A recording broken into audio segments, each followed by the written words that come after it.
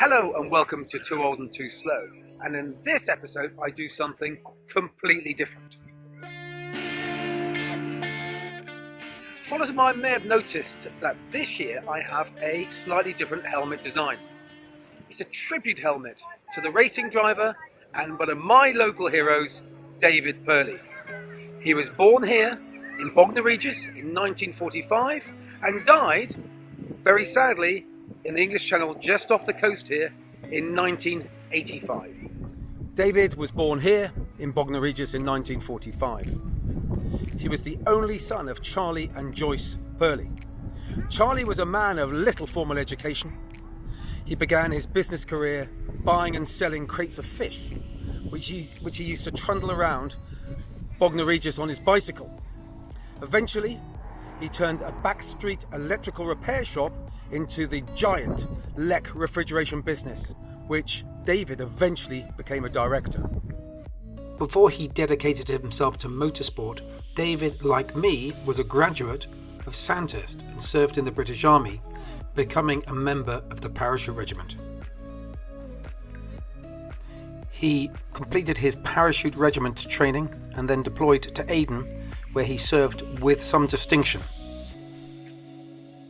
In 1968, while still in the army, David was introduced to motor racing by his neighbour, Derek Bell, and with his cousin, Derek Ridler, he shared an AC Cobra.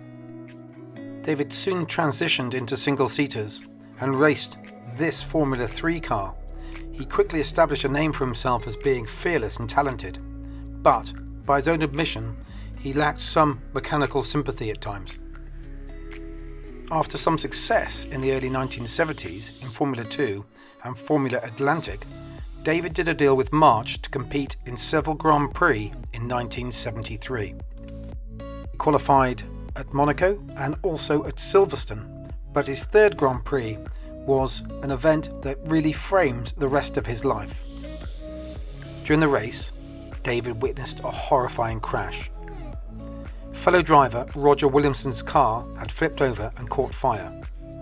Without hesitation, Purley stopped his own car and ran towards the inferno, determined to save his friend.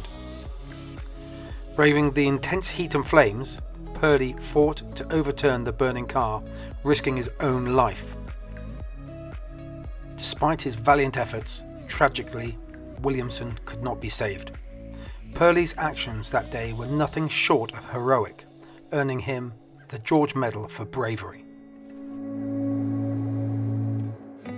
Throughout the early and mid-1970s, David raced various cars, including Chevron and March, in Formula 2 and also Formula 5000.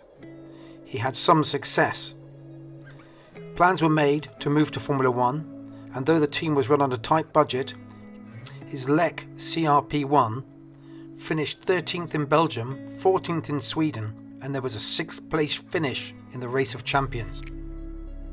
For the British Grand Prix at Silverstone, he had to take part in the pre-qualifying session, and during that, the throttle jammed wide open and he went straight on into a barrier at Beckett's.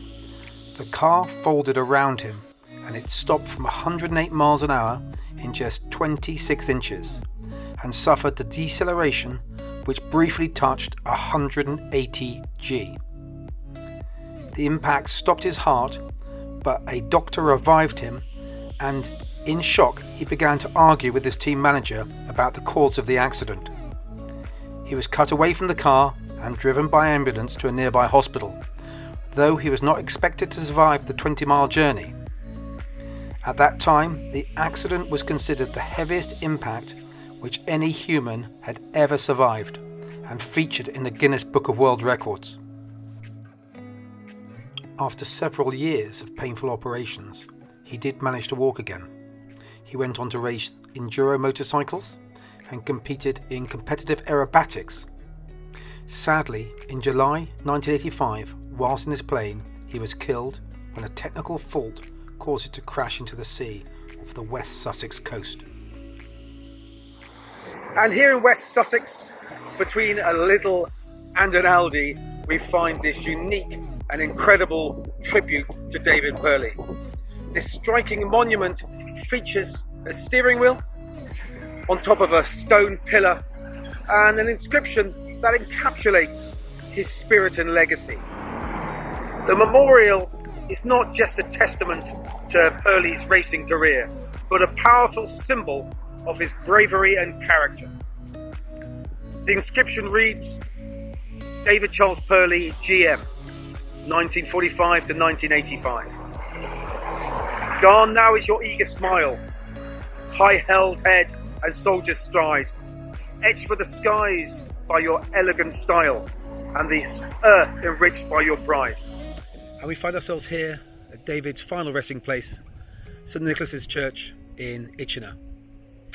David's life was a whirlwind of adventure and heroism, both on and off the track. I think we can say that David was a great driver. In fact, he was probably better than his results suggest. David has always been an inspiration to me because he embodied so many of the qualities which I'd like to think our sport represents. I hope you've enjoyed this slightly different video, and if you have liked it, let me know in the comments and I can do another video talking about another one of my local heroes, this guy, Mike Hawthorne. So with that, I'd like to say thank you for watching, and I will speak to you next time.